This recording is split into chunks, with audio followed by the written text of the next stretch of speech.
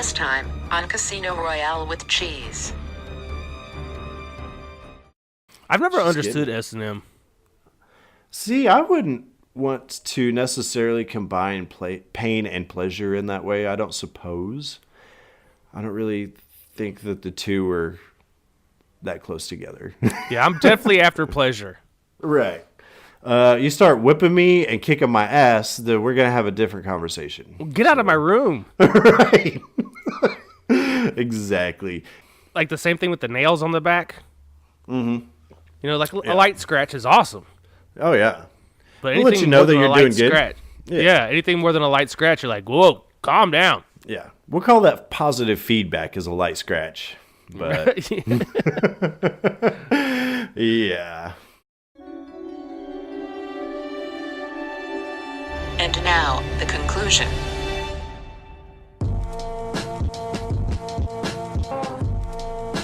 Houston, we have a problem. I have a really bad feeling about this. A boy's best friend is his mother. Hasta la vista, baby. Nobody puts baby in a corner. Roads? Where we're going, we don't need roads. Frankly, my dear, I don't give a damn. Silent Green is people! Yo, Adrian! Let's put a smile on that face. I gotta warn you, Clark. They don't play the same games here as they do at them regular casinos. Royale, too.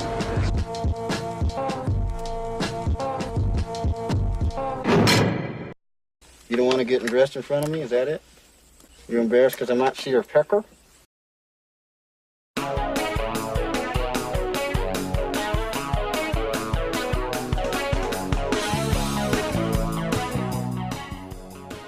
Live from our studios in the Outer Banks of North Carolina, it's Casino Royale with Cheese, starring your host, who smells like haddock, Shane Burns. Thank you, everybody. This is Shane. I am with Casino Royale with Cheese, the internet show, where we discuss number one movies that were number one at the box office exactly 20 years ago. A little bit redundant there. Whatever. This is episode number 56. 56, and I'm joined today by the man who would love to write a message in a bottle except he ate all his crayons. This is Mike. Oh. I can't Multicolored. Multicolored poop, so that's something. Yeah. My daughter got a unicorn for Christmas that poops out slime. Awesome. Yeah. Who thinks of these fucking toys, man? I don't know. How's it going today, brother? Dude, I had an interesting Saturday, let me tell you. So, for those of you who don't know out there, my wife's one of her cousins has been battling cancer for a few years now, and it's really been kicking his ass. But he just keeps on fighting, and they had a benefit for him in his hometown of, what was that? What's the name of that town? Pryor. Yeah, Pryor. His hometown of Pryor, Oklahoma. So we made the trip out there. And it was a really good event. A lot of people turned out. It was actually a pretty good time. We got to see a lot of family. Awesome. Then we went back to my sister-in-law Lee's house, who her and your wife, Taylor, had just went and watched Elton John. Elton John, Farewell, Yellow Brick Road. Yeah, and I'm telling you, Elton John must have did something, right? Because when your wife and Lee got home, your wife showed me her tits. Did she really? Yeah. She thought she was flashing the girls, and it was supposed to be for me. I was standing directly next to her. Yeah? Nothing like a gay man to get her spun up, huh? Yeah. That's pretty hilarious. I was like, nice, Taylor. And she's like, oh, you weren't supposed to see that. I'm like, I'm standing 1 foot to your left. Oh, Lordy. That's pretty hilarious. Jeez. Let's just say it wasn't the first time I've seen those bad boys. No. She whips them out every so often. I asked her, by the way, I got clearance. About what? About talking about it on the show. Oh, okay. That's good, because we were talking about her going out of town. Man, she got pissed off about that when she heard it. And I was like, she never listens to the show, so it doesn't matter. I'm listening to it after we recorded it. She was not pleased. So, you got to start editing with headphones on, bro. Yeah, I really do. Well, no, I'll walk around the house like doing dishes, and like be listening to our bullshit. But earbuds Headphones. probably would have worked. Yeah. Yeah. So How's your weekend? It's going fine. My wife was gone for most of it. Not saying that that's why it was fine, but in case she listens to this later. No, I just sat back with the kids and kind of did nothing. So, watch this movie. Chill. Yeah. Yeah. What movie did we watch? We watched Message in a Bottle. And by the way, so let me first off say, I'm retarded because I said something about this being like Ben Affleck and Sandra Bullock. Yeah. That's a movie that's coming up here in a few weeks called Forces of Nature. Spoiler alert. Spoiler alert. But they have nothing to do with this movie at all. No, neither one of them are in it. Yeah. So everybody that was like, oh, what a fucking idiot, assuming anybody listened. Yeah, that's not even close. Needless to say, I'm not familiar with this. Nicholas Sparks is not my bag, baby. Is he not? No. It's whatever. My mom tried to talk me into watching A Walk to Remember a while back. Mm-hmm. Yeah, I don't care. Chicks dying of cancer, stuff like that. It's whatever, We did cover at the end of last week's episode when we found out that this is what we were watching, how prolific Nicholas Sparks is in movie making. He's made about 16 movies. He's got a ton of shit out, yeah. Yeah. There's, I think, very few authors that would have even this much out. I mean, like, he doesn't have the body of work of, like, Stephen King, for example. That's about it. Yeah. You might go on to see some older stuff, like maybe old Westerns like Louis L'Amour or maybe like Dean Koontz or something like that. But this guy, he's got a ton of stuff out there. He's one of the more successful authors, I guess, in Hollywood. So, and he always gets the big stars of the time to play the roles. Yeah, he certainly does. What was the in the Notebook that had old what's his face? Ryan Gosling and Rachel McAdams. Yeah. Mm-hmm. Yep, he's a big deal. He's funny though, man, because he kind of tapered off. Ryan Gosling, I feel like, and then he's kind of like just come roaring back all of a sudden. Like he's just in a bunch of shit. It seems like. I don't think he was ever gone. He wasn't gone, but he wasn't. I'd say he's probably as big now as he has ever been. He's probably running around just laying pipe. We've talked about him before. I know I would be, He's a handsome feller, and oh yeah, a lot of the ladies like him. Oh yeah. Well, we talked about his wife too. So. Well, she's super hot, but I don't think she came around until later. No, I think it's just within the last 5 years or so. But familiarity with this mic, nothing. I assume. No, I don't believe I've ever seen this film. Nope, not even to try to snag some tail. It never happened. No, but. For all of you people who aren't familiar with this film, we can all go into a little bit of the cast rundown here real quick, if you don't mind indulging me some. No, let's do it. We have Kevin Costner. All-time great. The lovely Robin Wright Penn in this movie. Mm-hmm. So I was thinking about it, and I was thinking we've probably talked about her more than any other actress on this show. Yeah, pretty crazy. Her name has been brought up several times for sure. Lots of times.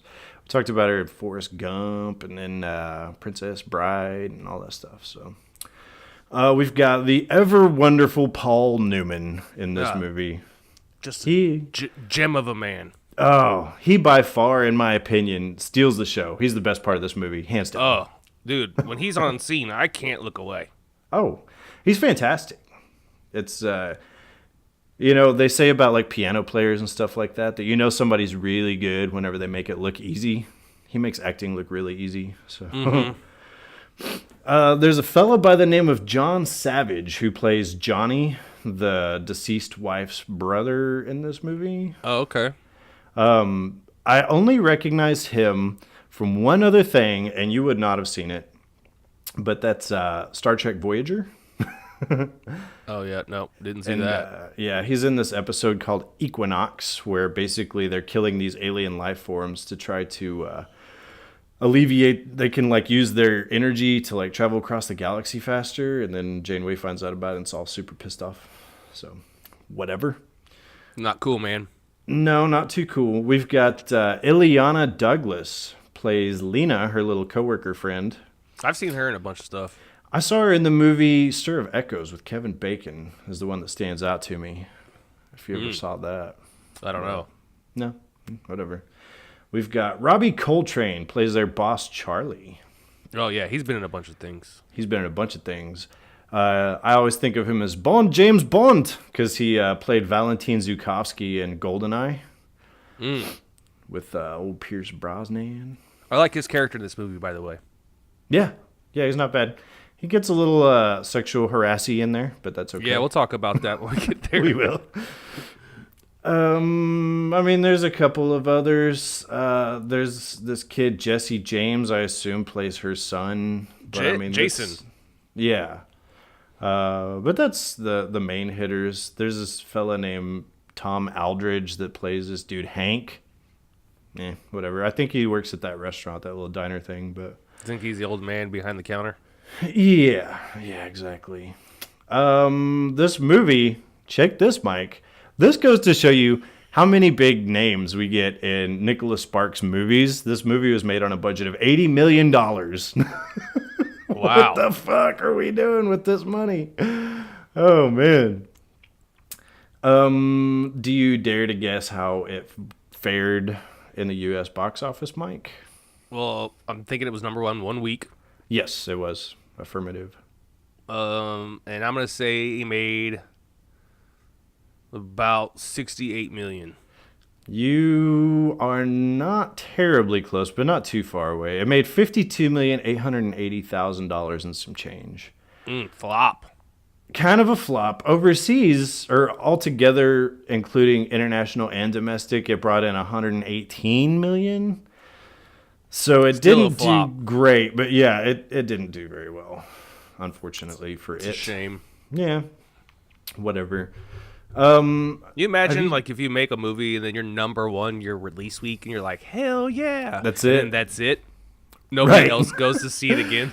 You're thinking, we got this, dude. We got this thing by the ass. We're high-fiving. We're going to the strip club. Yeah, we're making it rain $100 bills. Dollar bills, y'all.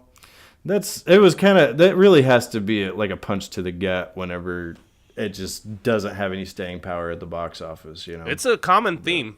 It kind of is, unfortunately. For the movies we've been watching. So there's that. I was looking on IMDb. There wasn't anything that was super interesting trivia-wise. You listed off a whole litany of Nicholas Sparks stuff last week. Have you seen a bunch of his shit, or? No. I definitely seen The Notebook.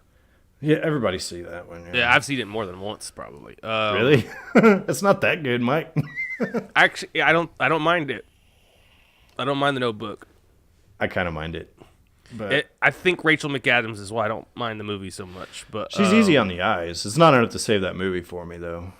I'm trying to think off the top of my head. There's definitely one with Sandra Bullock, and she's like writing letters, and she's putting them in a mailbox. Yeah, Sweet November with her and Keanu Reeves, I believe. Is that a Nicholas Sparks movie? I have no idea. It sounds like something he would write. But it does. Yeah.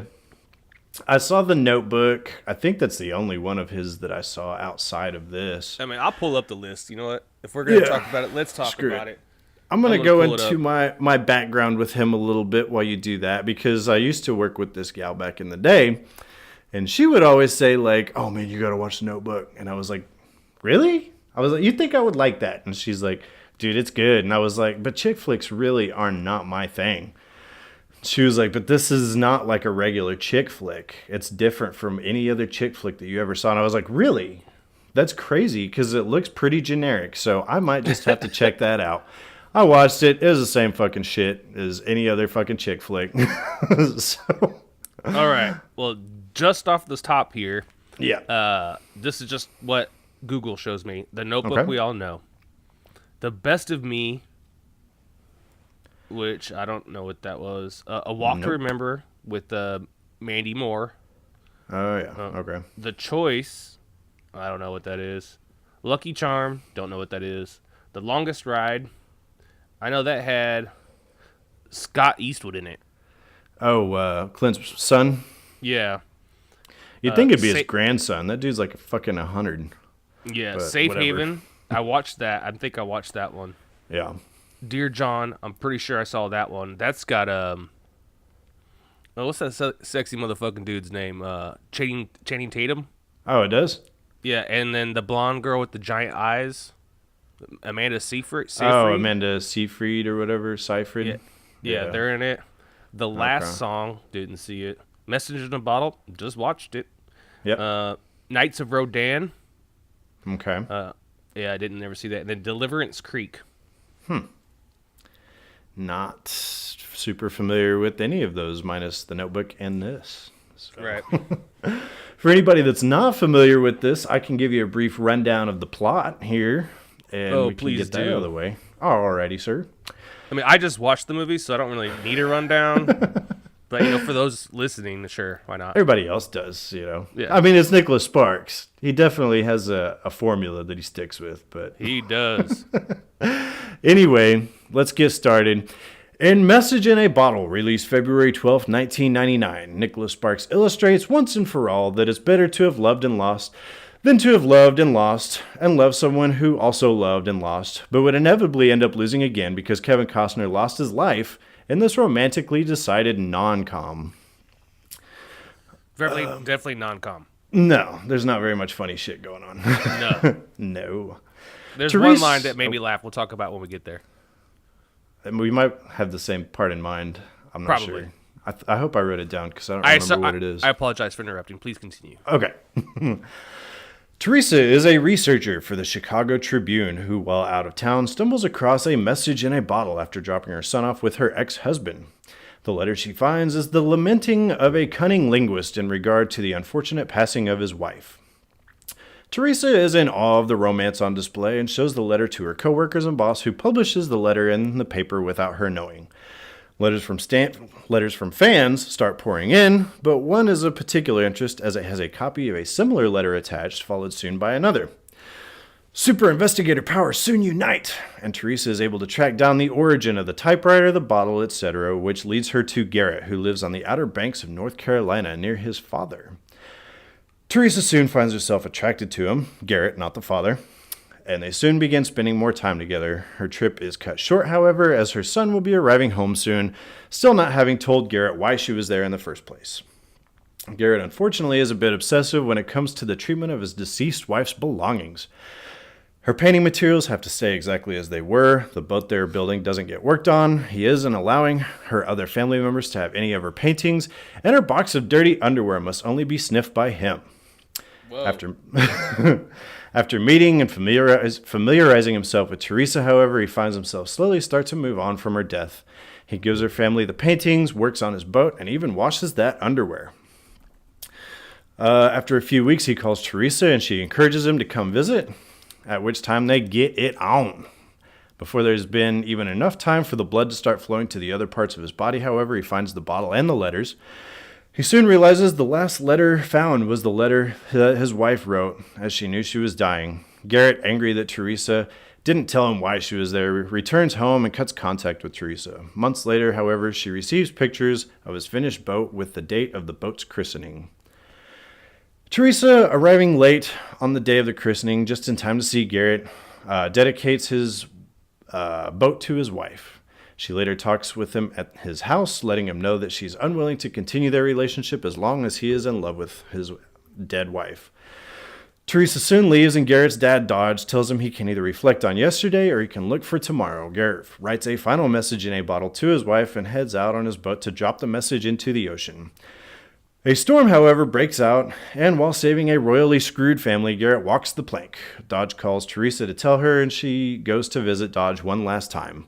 Dodge reveals the final letter that he wrote to his dead wife was found in his boat. It basically says that he was fortunate enough to have his two great loves in his life, and that he can't stop loving her, but he also loves Teresa now too. Teresa cries, I check my watch, Nicholas Sparks gets paid. This movie stars Robin Wright Hood and Cool Hand Luke. Cool Hand Luke. Yes, sir. That's a good ass movie. Yes, it is. And if you want to watch some damn good Paul Newman, go check that out. But that's the movie. That was it. Yep.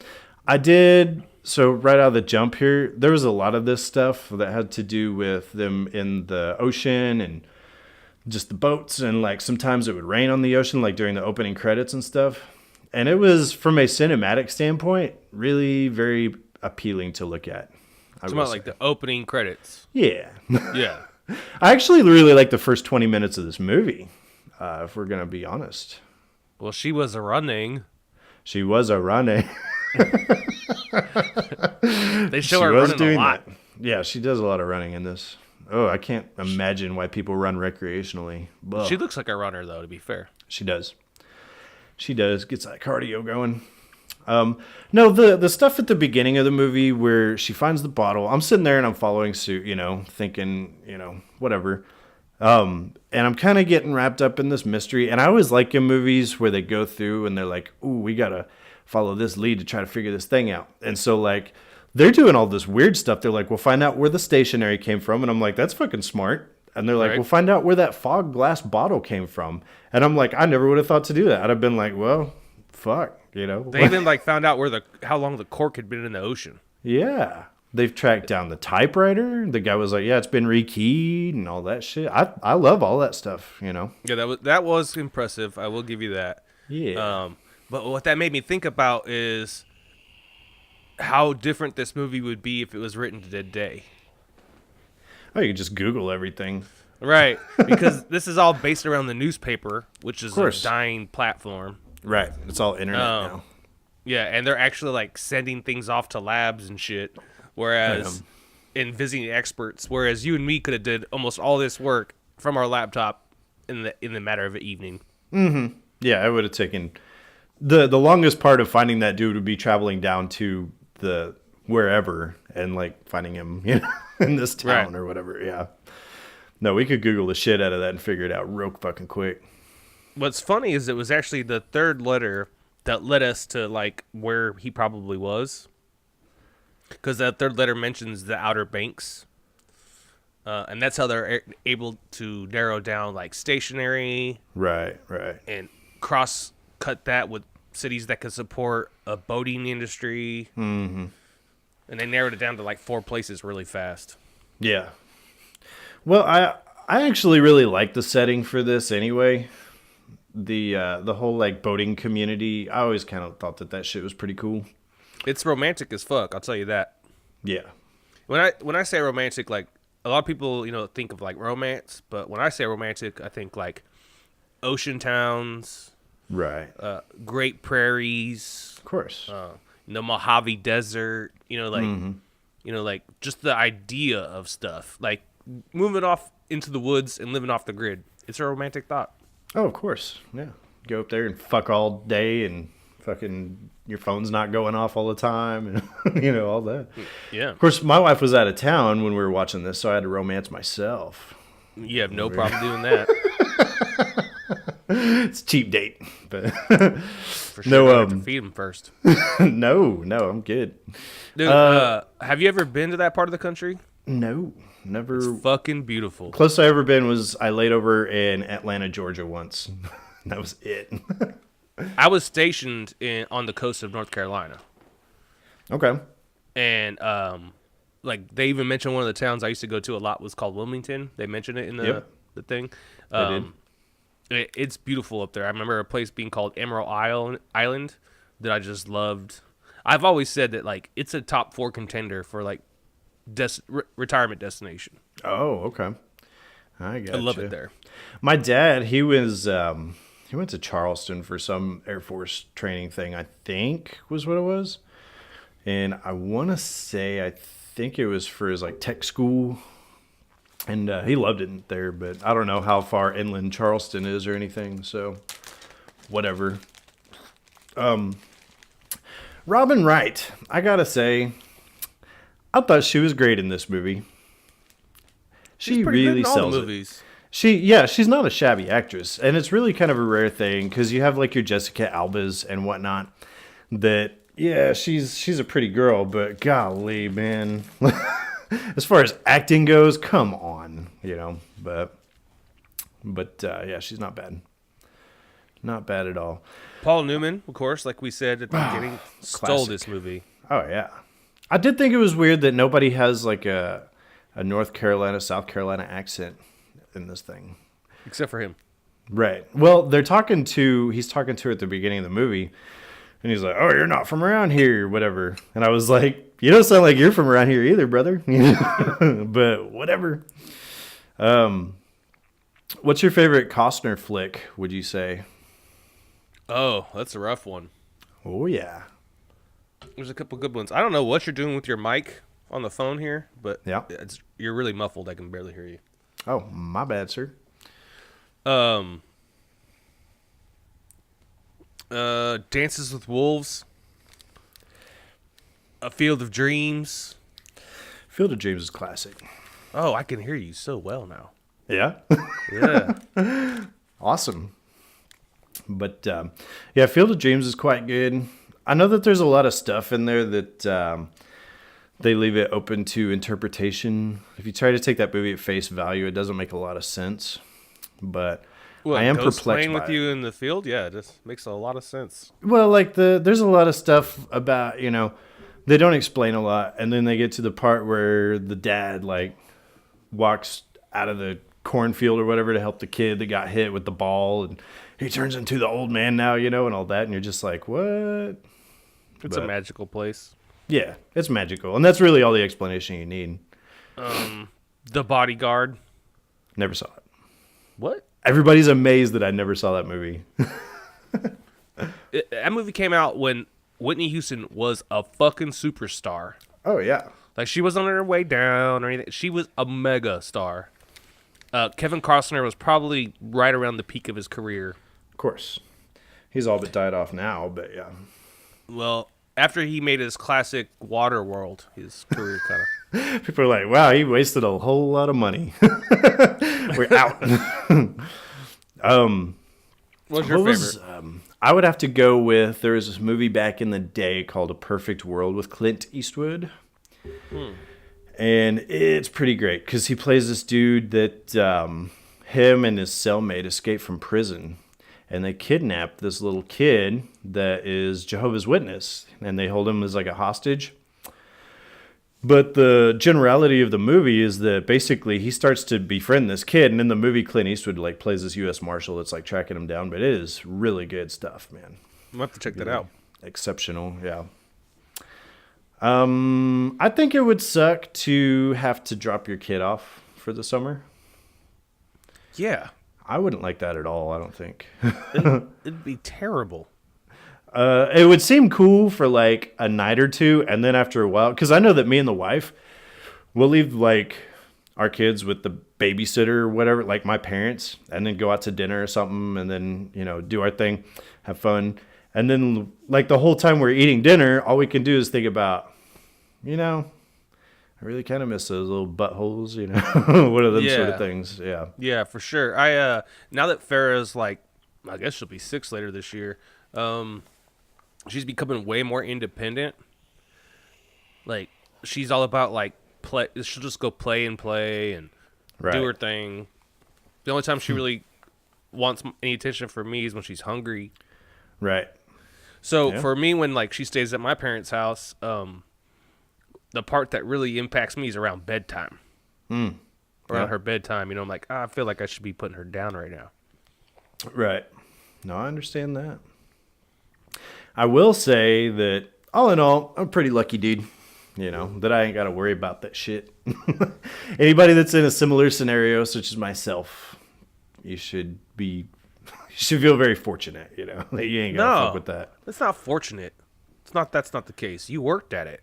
Well, I did, but in a lot of ways, I think luck has played a hand in it too. No. There's some people that I work with that, man, their scenario is fucked up. And granted, they made some dumbass decisions in their life. There you go. Yeah. There you go. Well, I guess that may be valid, but I made a lot of dumb decisions too. But who I decided to have a kid with was a smart decision. Right. That's true. That's true. I found myself throughout a lot of this movie not so much thinking of the story as I was like, here's some of my notes, okay? Like Paul Newman, cool motherfucker. Yep. Man, that town's beautiful. I want to go sailing. Mike's just thinking of random shit that pops into his head. Jeez. Well, it's good notes, Mike. The movie's so pretty. It is very scenic. That is true. As And far like as plot goes, there's not a lot going on. oh, it drags. This movie drags. Oh, it does. Oh.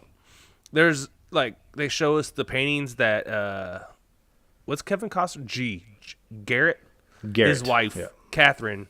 They show us just 2 paintings that she painted, and they're beautiful paintings. Oh, they are. Yeah. And I'm sitting there like, there's one scene, you know, the painting where the woman's holding the pot. And the use of light and shading in that painting is incredible. Oh, of course. Yeah. So I'm just sitting there like staring at this painting the whole time the scene's going on. I found myself doing that too, especially when they were talking about the first one that Teresa notices whenever she like goes into his house, the one that's like hanging on the wall of the boat that's on the ocean. Sailboat? Yeah. And that whole scene, I'm just staring at this fucking picture. Like, that's something, you know? Is that oil? Is that a pointillism technique? Like, that's all I'm thinking the whole time. Yeah. I don't know if you know. know. If I painted it, it would be a disaster. Well, when I was in high school, I was a bit of an art nerd. Yeah. A bit. Not much. I was kind of a closeted art nerd. But You like the arty girls, so. My senior year, I took 4 fucking art classes. Oh. Fair enough. Yeah, like I was really into it. So whenever they introduce an artist in a movie, I'm like just staring at their stuff. Yeah, I hear you. Was Kevin Costner a sex icon? Yeah. Yep. Because I guess I don't see it. He's like the ruggedly handsome. I guess. But see, I don't even think that. I think that in this movie, he looks like he's faux rugged. Like, he's not really a rugged dude. He just portrays one. Because, like, whenever he's working on his boat, all they ever show him doing is sanding this motherfucker down. Like, he's never, like, hammering anything or cutting anything. Well, I don't know shit about boats. But from what I hear, they're really fucking hard to build. Yeah. And I doubt Kevin Costner knows how to build one. I'm sure. That one scene where he's on the schooner, he's, like, refabbing. He's just scraping in one spot the whole scene. Like, when they, like, first meet, you know? They have a big-ass hole right in that one spot. Yeah. Let's talk about their boss, Charlie. This dude's kind of a pervert. Well, I noticed it's kind of an office thing. Yeah, they do kind of mess with each other a lot as far like, as sexual stuff. Barks at the women. Yeah, he's like growling at them, and yeah. That's not the only time in the movie we see that, though. No, it wasn't like an isolated thing. Like, he's just feeling good today. Well, like Lena, the character Lena, she like brings up all these fan mail after they publish their original letter, and when the mail boy like walks away, she's like, "Nice ass." Oh yeah, I noticed that too. Yep. Although it's really, go ahead. I think it does a good job of showing what kind of sexual tension is in an office environment. Oh yeah, of course. You spend more time with these people than you do your significant other. Oh yeah. Well, and I've noticed that before, that there's a lot of times in my life that I've worked in an office building. And that's basically what happens is after a long enough timeline, everybody just starts fucking everybody because you spend like a third of your life with these people. Right. So that's just a natural thing that starts happening. People start shooting DNA at each other all the time. Well, they develop real emotional relationships that eventually turn into physical ones. Of course. Yeah. You're all up in everybody's business all the time and stuff like that. You know everything about everyone in there. Mm-hmm. I think it's crazy, though, because the Robbie Coltrane, if you'll think back to Harry Potter, he's you're a wizard, Harry, Hagrid. That's where I recognize him from. Yeah. He's actually Scottish, and it was really weird because I was, like, watching the movie, and I'm thinking, I thought that he was not from America because he doesn't have any hint of an accent in this movie. And hearing his voice took me out of it because I was thinking that there needed to be an accent to go along with it. But I thought he had a pretty good American accent. Just saying. Because apparently that's a really hard thing to pull off if you're not from America. I don't know. I don't know. People do it all the time. They do. Some people screw it up, though. Like Ricky... no, not Ricky Gervais. It was Eddie Izzard. He was in that show called The Riches back in the day on FX. Mm-hmm. And he said that doing an American accent's like the hardest thing he's ever had to do as far as portraying somebody on screen. We get Australian people over here all the time doing American accents. That's especially lately. It seems like a lot of that more. shit. Yeah. I watched Vikings, and from I think that's a History Channel show, and Yes. like they all have Icelandic, fucking Viking accents, right? Sure. And when I saw an interview with a bunch of the cast, a lot of them were American. Oh, really? And I was like, yay! Like, That's Americans know how to do accents on movies, too. Yeah. After we've had British Supermans and Batmans and British Spider-Mans and all, at least we have America's representing somewhere. So Yeah.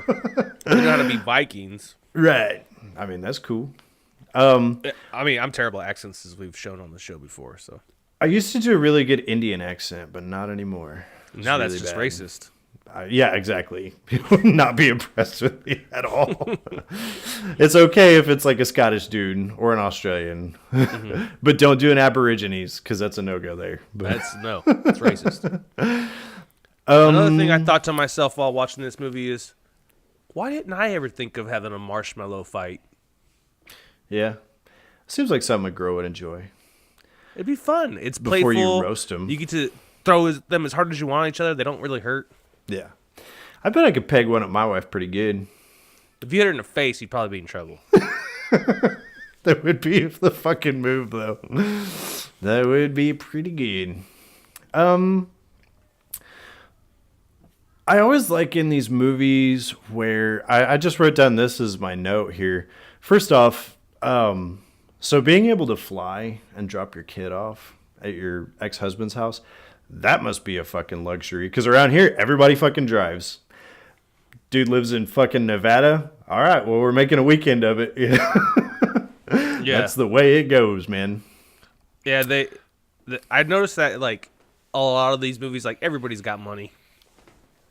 Oh, yeah. And they always have bullshit jobs. The one that cracked me up was in the movie 500 Days of Summer with Joseph Gordon-Levitt. Mm-hmm. In that movie, he writes greeting cards. What a fucking bullshit job, dude. But nobody's ever worried about money. They're good. We go out to the bar every night. It's fine. Yeah. Yep.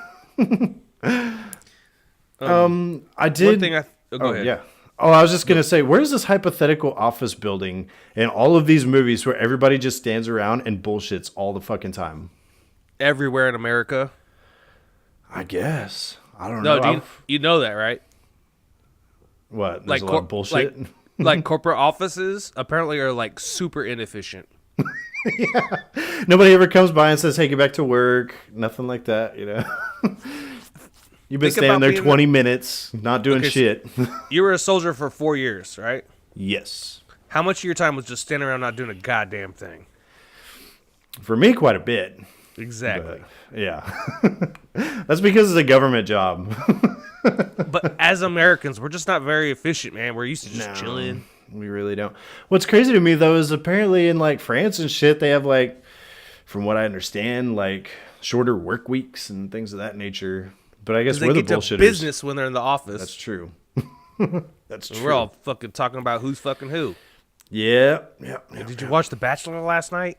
I wrote down Paul Newman is an acting rock star. He really is, man. We've said it. Yeah. This is the 4th time we've brought it up.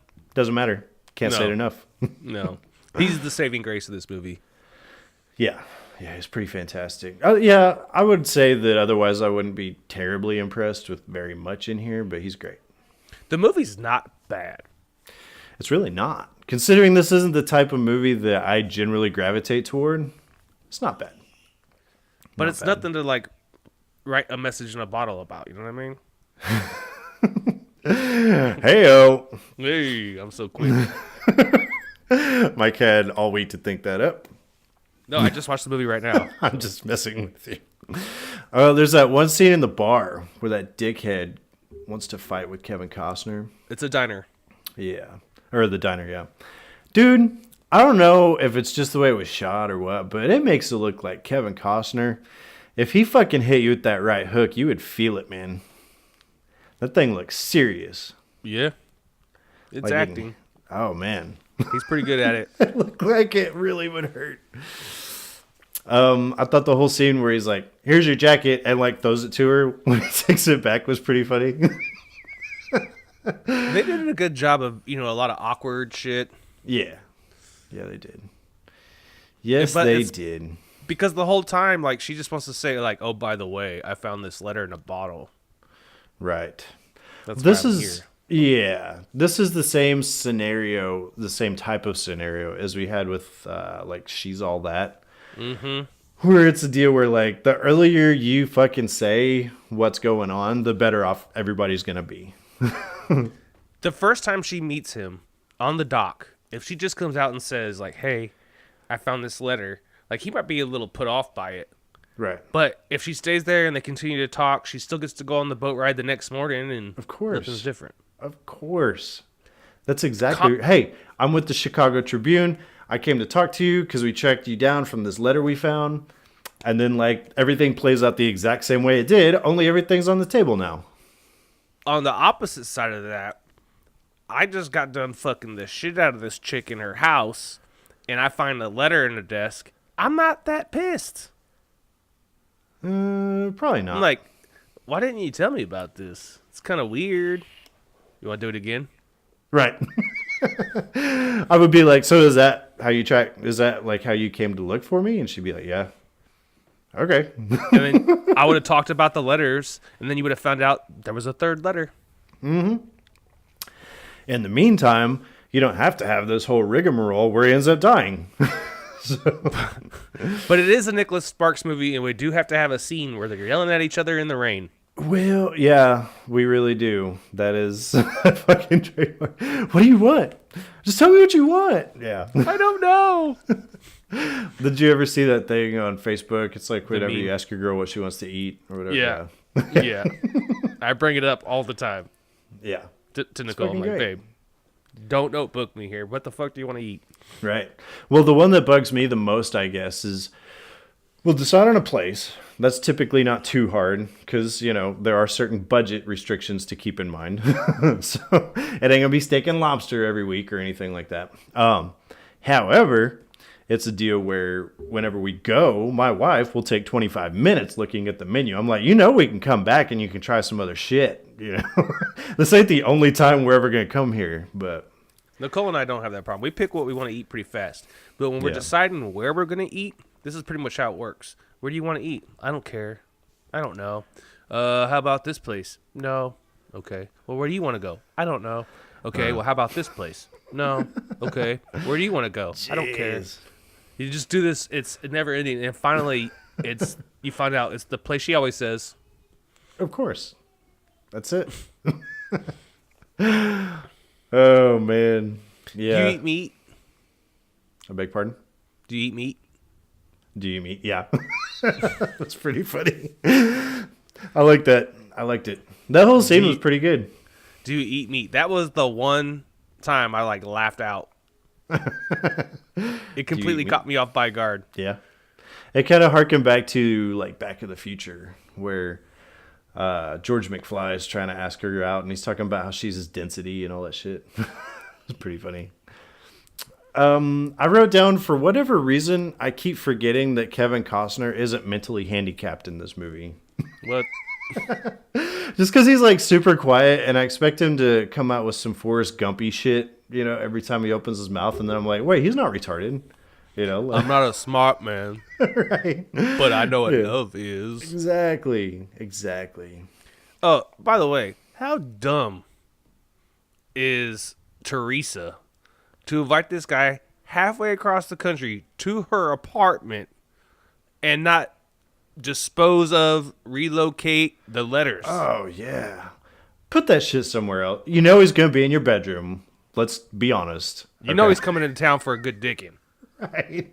Yeah, he's wanting to sling some meat your way. How about let's not put our incriminating evidence in the nightstand next to where he'll be laying. Right. Yeah, and then I'm gonna fuck the shit out of him and leave the room. Good fucking idea. It's true. I was thinking that same thing. Like, did you really leave that fucking bottle in your nightstand? Come on. As soon as he was like, okay, I'm coming to Chicago, I was like, oh, he's going to find the letter. Cool. I'm going to take this shit to work and fucking, he's never going to see it. But, I wrote down, Dear Robin Wright, don't fall in love with the dude that still loves his wife. Yeah. That's all he could move. talk about this whole time that they're building their relationship. He talks about his wife. All you have to do is walk into her studio, her art studio in the house. Yeah. You know he's still pining for his wife. Exactly.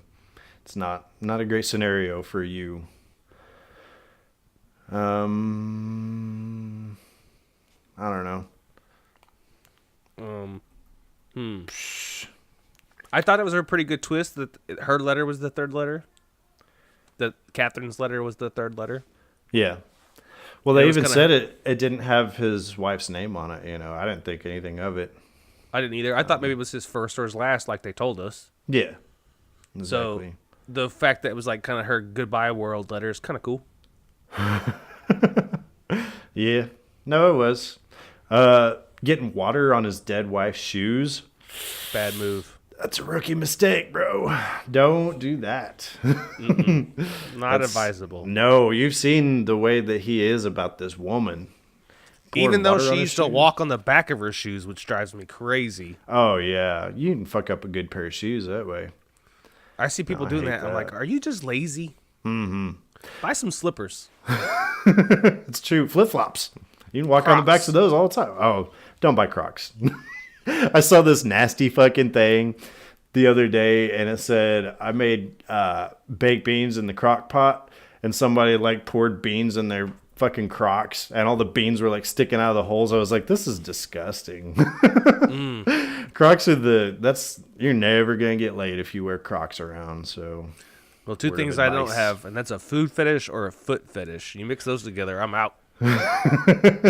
I don't know who wants to fuck with people's feet. You know how fucking A lot of nasty people them things do. are? There's like Yeah. porn dedicated to that. Oh, yeah. Foot jobs and all sorts of stuff.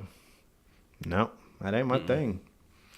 The only thing that I thought I kind of was kind of put my OCD on edge was after they get out of the rain and he's like, wait, there's a third letter. You found it? And like he goes back up to her apartment and he's like reading this letter that his dead wife had written before she passed away. But he's sitting on the bed soaking wet.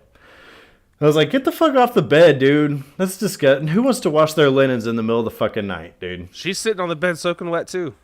I know, but it drives me insane. Nothing bothers me quite as much as soaking wet sheets. Stop pissing the bed and you won't have that problem. No, but Mike will tell you so our dog licks everything. Little Yeah. dachshund. Yeah, he's bad about it. And so there'll be times when my wife's like, I'm going to bed. And I'm like, cool, I'll be in there in a little bit. And I'll stay up and like watch a movie, like finish a movie or whatever. And then come to bed. Dog's been up in the bed, like licking his fucking paws and leaving a giant ass wet spot. And it drives me insane, dude. Maybe he's Insane. licking your fuck stains. High in protein. So I don't know. That's a good question. At one point I wrote down they were watching Perfect Strangers on TV. Like I didn't catch that. Yeah, you remember Larry and Balky and Yeah, sure. fucking all that shit. Yeah. It was whenever what's his face Garrett came to visit and like Jason's like staring out the window and like he pulls up and she like turns off the TV. It's Perfect Strangers. Oh, cool. Yep, I guess.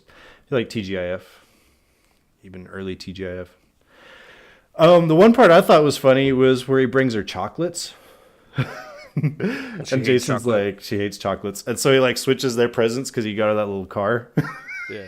It's pretty fucking funny. I was like, that's the best way to handle that scenario. Yeah. The boats in this thing are beautiful. They are. A lot of work went into them. That like even the gold inlay on the name Catherine. Oh, It's yeah. on the boat. I'm just like, God damn, man! Like, there's somebody out there who really can do this. Oh yeah, not me. It ain't me I either. don't know shit about woodworking. If That's I another- even try to draw the blueprints for that fucking boat, it would be a disaster. So, It's because we know nothing about sailboats. not at all. So it's not really our wheelhouse. No, but they are beautiful boats, though. They are. They really are. I wish I could sail. I wish I knew how to sail. It looks pretty involved. A It lot does. goes into it. This is the second boat christening we've talked about this year. What was the other one? Caddyshack. Oh, Caddyshack. Yeah, she breaks off the mast. That was pretty funny. I like it. This one went way better than that one, even though both Way were better. kind of a disaster. But I also wrote down, if you're trying to like dick this chick down, don't wear corduroy pants to go visit her. Come on, dude. It was 99. Corduroy was cool. No, I wore corduroy, which means that should be proof that they were not cool. Everybody wore corduroy back then, man. Yeah. What if the sex was awful? Like he had an inverted penis or something. They got This would be a down to different- it. Is that why she was crying at the end? The sex was so bad. It made me She was think in of pain it. the entire time. Like he just like stabbing away at her, I guess. I don't know. But she felt guilty because she hadn't told him the truth yet. So she Right. let him. Right. She's like, I'm not gonna say anything. I'm just gonna let him finish. Fucking do what he has to do. Call it good. Yeah. It's always funny to me in the movies that, like, whenever a woman's trying to stop you from having sex with her, and I'm not saying, like, no, get off me, but, like, you know, she's like, no, not right now. I need a light a candle, whatever. If you just Right. go down on her, she's down. Sometimes. In the movies. Oh, in the movies, yeah. Yeah. Yeah, well, so here's the thing about that scene is she's like, no, stop. I have to take a shower, blah, blah, blah. Yo, chick says she has to take a shower. You need to go take a shower before I'm going down on anything. Oh, no. You're a rookie, bro. No, sir, no. If she's the one coming out and saying it probably smells bad down there, that's No, all probably- that's all I need to hear. It probably just smells like a woman, bro. I don't trust that. But Fucking chicks don't smell like Dove naturally, all right? that's fine. They don't have to. But I'm just saying, if she's thinking that she probably ain't as fresh as she should be, that's a pretty good hint. You're wrong. I disagree. If she went on one of her fucking marathon runs, maybe. Which Robin Wright, she's a runner in this, but she Yeah. hadn't been running that night. So No, she just went to her work and came home. yeah, She's good. made some dinner. She works in an office. Yeah, no, she's she's not on an assembly line somewhere. No. She's acting all like shy after she drops her pants. You realize he's still in the room. Why'd you drop your pants in front of him? Just to act shy about it, you know? Well, because he was staring at her. Well, yeah, chick's taking her clothes off. That's why I looked at your wife's titties yesterday. There you go. I mean, they could be the worst boobies ever, and I'm still gonna check them out. You know? Just so Ted knows, not bad. No, Not bad. it's not bad. Not bad. I'll let her know that you approve. Oh man. Let's see here. I wrote down this is the chickiest, flickiest thing we've watched yet. Yeah, it's pretty fucking chick flicky, yeah. Yeah. I was surprised I didn't hate it more, honestly. It's not bad. Well, so like last week you asked, would you recommend this? And I can't say I would recommend it, at least not to any friends of mine, because I really wouldn't care. But that doesn't make it bad, though. So it's whatever, man. It's If fine. I knew a girl who was into chick flicks and hadn't seen this yet, I would suggest, like, you might like Message in a Bottle. Yeah, or if she's like a huge Nicholas Sparks fan and was like, no, I've never even heard of that one. This is right up your alley, man. You're going to fucking love it. But Wait till you see them yelling at each other in the rain. Trademark. The brother helping build the boat was kind of nice, I felt like. And weird. Kind of weird. They don't say a word to each other like men. Yeah. That's We all don't we got to speak. say. We're just men. Nonverbal. He's lucky you got a grunt out of him. That's it. I thought it was so bizarre when we found out that the big beef was the paintings. Yeah, it seemed like the brother had some other shit on his mind. than just paintings. Because he was calling him a thief and you took my sister and all this other shit at the beginning of the movie. And then like he gives the paintings back and they're like, cool now. Whatever. Yeah, okay. Good to go. By the way, he doesn't give the paintings back. He just gives them. Right. He had possession of them the entire time. From the day they were created to the day that they gave them up. I don't know, because I guess I'm more of like a peacekeeper, but it's one of those that I probably would grab like a couple of them that I liked personally that were like my favorites. But I mean, that's her fucking family too. So I would probably bequeath a bunch of them to them, you know, just hold on to the ones that I like the best.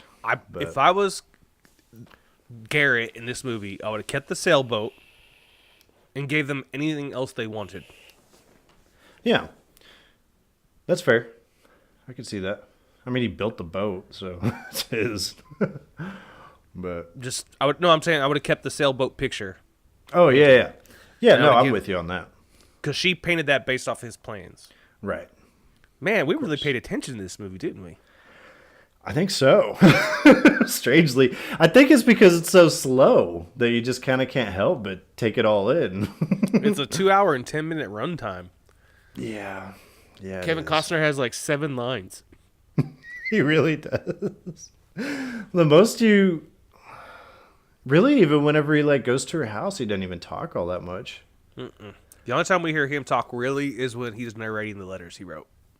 Yeah, or he's like reading Catherine's, yeah. Because that was, yeah. I wrote down bad green screen of him on his boat toward the end. Oh. Let's talk about the ending of this thing. Let's do that. That's exactly what I was going to say. There's some problems, I think. I got some big problems. So it's Nicholas Sparks. So I should have seen his death coming a mile away because that's just his thing. There's yelling in the rain and there's dying at the end.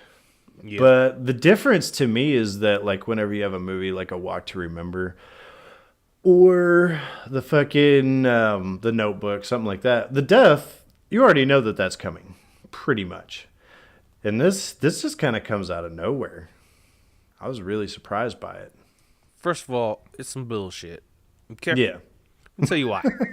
So, here we go. He goes out into the ocean, the blue water as his dad calls it. He decides to keep going even though this storm is fucking him up. He just keeps on going. Bad move. Bad move. But, you know, hey, he's a sailor. Like, maybe this is nothing for him. Yep. He sees hazard, or what the fuck do they call it? Distress signal. Right. With someone's flare. So, trying to believe that I'm a little bit of a cowboy myself, I would have went too. Okay. Somebody in trouble, yeah. He throws the rafts out there, pulls the husband and the daughter in. There's a family of 3 in distress. Their boat's sinking. He pulls in the family and daughter with the life preserver, like as designed to do. Yes. And then when they get in the boat, he says, fuck it, and he just jumps in. After the mom, yeah.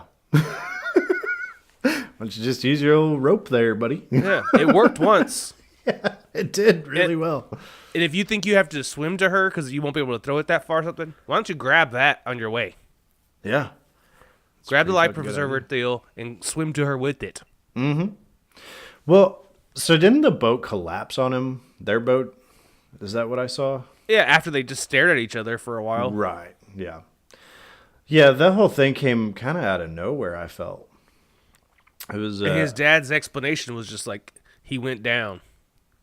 Yeah, at first I was like, is he really dead? Because they didn't find a body or anything. I wasn't even sure he was like dead. I thought maybe at the very end he'd show back up and be like, no, I couldn't leave you. You know, that sort of thing. Like they get back, she goes to his funeral, and then you find him like washed up on the beach. And yeah. She goes like down for like up one salt water. Yeah, he's fine. It's been like 2 weeks, but whatever. Yeah. He's good to go. He's been surviving on salt water and fish this whole time. Yeah. I thought that it was kind of weird because with me, I didn't even know the chronology of what was going on exactly whenever he went out on this boat. Because he talked to his dad. His dad's like, where are you going? And he said something to him like the blue water or whatever. And so then we see him take off. And so I was thinking, because we had seen earlier on in that movie where he's wearing that same like high visibility jacket. And Slicker. it's whenever his wife had passed away. Mm-hmm. And so they had talked about early on in the movie how he had like left her. And so as I'm watching this, I'm thinking, well, is that what he was doing when he left her, was trying to save this family or whatever? And then he winds up dying. And I was like, oh, I guess this is all happening like in real time. Like I was really confused about that for a second, just because it came so far out of left field. You know, it did not flow naturally with the rest of the movie. It didn't seem like. Yeah, it was a bummer. Yeah. Well, they do that. And I was telling my wife, and she's like, well, why would they kill him off at the end? And I was like, I guess it's more romantic that way. And she was like, I would think it's more romantic to come home to somebody you love. Well, that's true. Got me there. I thought he was going to sail to Chicago. Yeah, that seems like a long trip. Yeah. Hope you got food in there. Brought some clean undies. And the other problem I have with the ending is his letter. Yeah. He writes out in detail, like, the best way you could close the story out. He writes it out that way. Of course. I found another woman. Her name's Teresa. I love her as much as I love you. And now you know our whole story. Like, what the fuck? Yeah. It was pretty bad. I was with the movie up until the ending. But then we got sparked. So We got sparked. That's good. Yeah. I like that. I wrote down, Nicholas Sparks. Somebody has to die. That was my note. So The end. the end. That's all I got to say, really. Well, we already said it. You know, the movie's not bad. It's not. It's not. It's not really my thing. No. But I think that it is. It's not definitely not a poorly made movie or a bad movie by any stretch. So Good actors. Yeah. Beautifully shot. you're great. The story is a story. It's at least a whole story. Right. All the plot points in it are there for a reason. Mm-hmm. So I'm okay with it. And that's something that I was noticing too, was there's not really like any erroneous characters like what we saw in Payback, where these people are just there. Their plot doesn't matter at all to the story, you know. They just come and go, and it wouldn't make any difference anyway. Yeah, Nicholas Sparks doesn't fuck around with a bunch of subplots. No. He doesn't. His plot is the love story, period. The closest that you would have to a subplot in this, I think, is the relationship between Garrett and his former in-laws. Oh, and his dad. Yeah, and his dad, which once again, all the stuff involving him and his dad is great. But why are your beers in a plastic bag? I made a you temporary sailing? cooler. Oh, okay. Was I That's sailing? fucking weirding me out. Are you going to space? That works. No, I had a couple beers. I like to have beers with the show, you know? And, Yeah. I don't want them to get hot, so I throw You them put in ice in a gallon-sized gallon Ziploc. bag. Hold Yeah. on, I'm giving a life hack. Okay. Yeah, so I throw them in a fucking gallon sack, and pour a little bit of ice on top. I was like, what the fuck is going on, man? All I'm seeing is like, you pull it, like, did they really put it in that bag at the liquor store or what? But pretty that was all weird. me. Anyway, so yeah, I would say if you like chick flicks and or Nicholas Sparks or any of that stuff, then Or Kevin Costner. yeah, Kevin Costner Or Paul Robin Wright. Newman. Paul Newman. I think that maybe Robin Wright doesn't get enough credit because she's really good, man. But nobody ever really talks about her all that much. It doesn't seem like. I've had no idea how much stuff she's been in. No, I mean, Every well, it's because time she does she a lot of pops up crap in I the- don't watch. True. But it's good. I mean, it's fine. This wouldn't be like my bottom 5 of the year or anything like that. So go. So far, you. 99's not been too mean to us. No. I was going to say at this point last year, but at this point last year, we were still Titanicing. So, yeah. Did you watch anything this week? Movie-wise, Yeah. I don't recall. No? I think I tried to watch I think I tried to watch something and fell asleep watching it. Yeah. I can't remember even what it was. Sounds interesting. Yeah. I watched a bunch of shit because the wife was out of town. I watched 16 Candles last weekend after we recorded. Good pick. Mm-hmm. And then I watched... I think Charlene just did a podcast on that with her friends from another show called My So-Called Whatever. I think that's what it's called. Oh, really? Yeah. I've seen that actually pop up on my thing as like a recommended thing that I should check out. So... Yeah, so I think they reviewed 16 Candles this week. Uh-huh. Well, that's a pretty good one. So check that out if you like us. I like 16 Candles. I think it's pretty great. Yeah. It is kind of a slippery slope because I could see people that are reviewing that movie nowadays being like, this movie's racist toward poor Long Duck Dong. But it doesn't bother me. It's funny. I watched the movie Magnolia with Tom Cruise, William H. Macy, and fucking everybody else ever. Jason Robards and Julianne Moore and Philip Seymour Hoffman and everybody was in that fucking movie. Good movie. Yeah, I liked it. It's definitely weird, but it's good. There's a lot of talk about subplots. That whole movie is comprised of subplots. Sure. My wife was talking to me, I guess last night about how I was watching Beneath the Planet of the Apes. Mm-hmm. Mike's like, he's always watching that weird shit. It's true. I like that one, though. Because what was cool about that movie, you find out that after this great war that took place that caused the apes to take over the planet, you find out that there's this sect of people that are living underground. And that they actually have, they've developed these mental powers where they can talk telepathically just because it's just them down there doing fucking nothing. And so they've evolved faster, I guess, but their faces are all fucked up because they never get any vitamin E or anything. And so it's a deal where they've started this religion where there's one nuclear bomb left and they worship it as a deity. It's fucking crazy, man. It's really weird. Yeah. We might have to check it out. Sounds completely normal. We might have to check it out. Might have to. Oh, no. Mike is going to hate me by the time. I see this light bulb just pinged on his head. At some point, you're going to hear Mike quit during a recording. It's going to be after one of my fucking picks. So. That's why I got to have beers. Yeah, exactly. And his plastic bag. What else did I watch? I watched, we've been watching The Shameless because it picked back up. Mm-hmm. But that's pretty much it. I think I did watch something else, but I don't remember now. So, yeah. Oh, I started to watch Casino Royale the other day because it's on Netflix and I didn't feel like getting a DVD from upstairs. So, that's all. Cool story, bro. I did fuck up last week. As it turns out, Payback was not number one for 1 week. It was number one for 2 weeks, but not in a row. So, yeah. So it's next week, or next week is Payback again? Yeah, next week is Payback again, which means that we have to pick one, or more importantly, I have to pick one, because last pick was yours with Caddyshack. Okay. Good. Pressure's off.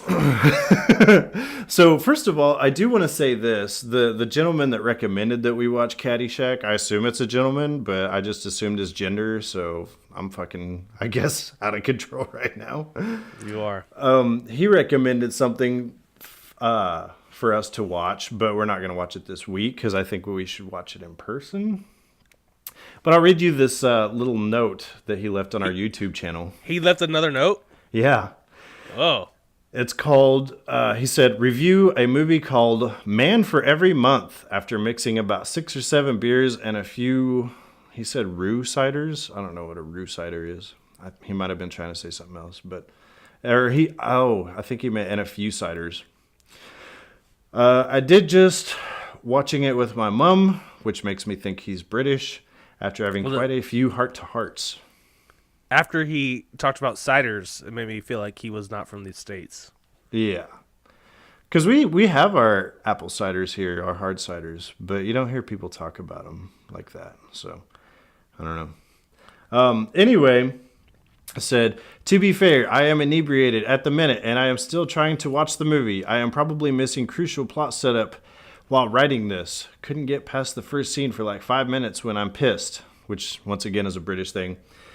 He said, have a good time, love yous, kissy faces, and whatnot. For real? Made my fucking day, dude. Yeah. So that's pretty awesome. That's Resolute Cub again is back at it. Shout out Resolute Cub. Yeah. Go check out his awesome playlist on YouTube. This Man for Every Month, I looked it up and it looks awful. So it's a TV movie. It's got a 4.8 on IMDb. And the only person that I recognize the name in there is this woman by the name of Jolene Blaylock. And she was on the TV show Star Trek Enterprise. Oh, boy. And she co-starred with what's his name? Scott Bakula from Quantum Leap, if you remember. That's definitely something we might have to check out at some point. Hey, if it's getting requested, we'll definitely check it out. Fuck it. Not this week, though. I got another one. And this is one you might actually be interested in. All right. Might be interested. Are you ready? You ready? Yeah. This is a franchise we haven't dabbled in before, but it is a franchise. Oh, a franchise. Give me a hint. I'll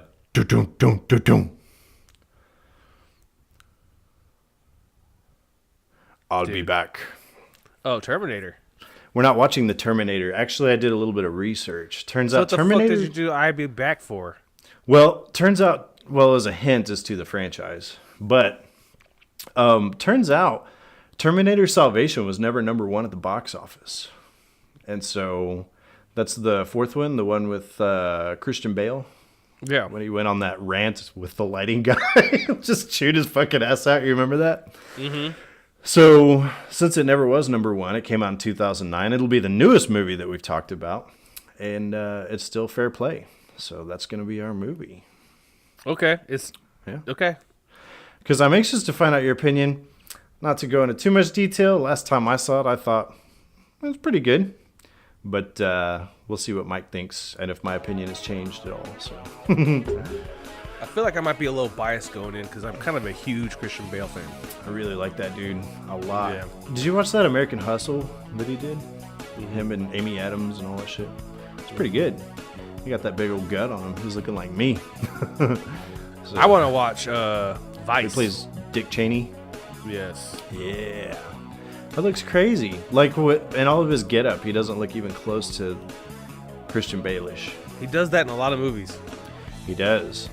It's kind of almost like when, what's-his-face played British Prime Minister Churchill. Remember that? No. I remember it, but I don't know who it was. Oh, it was a dude that was in Air Force One, and he was in the Harry Potter shit, and he was the bad guy. Oh, fuck. I'm going to have to look that up. That's going to drive me insane now. Man, I really need to fucking come up with a script or something. You're supposed to be the movie nerd. Right? He was Gary Oldman. That's it. How could I have forgotten? Well, there you go. Is that sarcasm again, Mike? No. He was in The Professional, which might have to be coming up sooner or later. But I like that movie. Yeah, it's pretty good. Anyway, so there's that. Any other movies or anything of that nature, you can send those requests to us at our email address, which is cheesymovie@yahoo.com. You can hit us up on Facebook at Casino Royale with Cheese, all separate words. Look us up on iTunes, YouTube, Instagram, Casino Royale with Cheese, and our Twitter. Nothing going on there, but it's Casino Royale WCH, all one word. And I think that's going to do it for me, duder. I like how you lay in burps in between your... I don't know what the problem is. I'm just a gassy dude, I guess. You are. That's what comes from eating like crap. So, but yeah, I think that's gonna be it for me. That's all I got, bro. All right, everybody. Well, thanks again for joining us. Make sure you join us next week as we watch the Adventures of John Connor, and we will see you next time. Bye.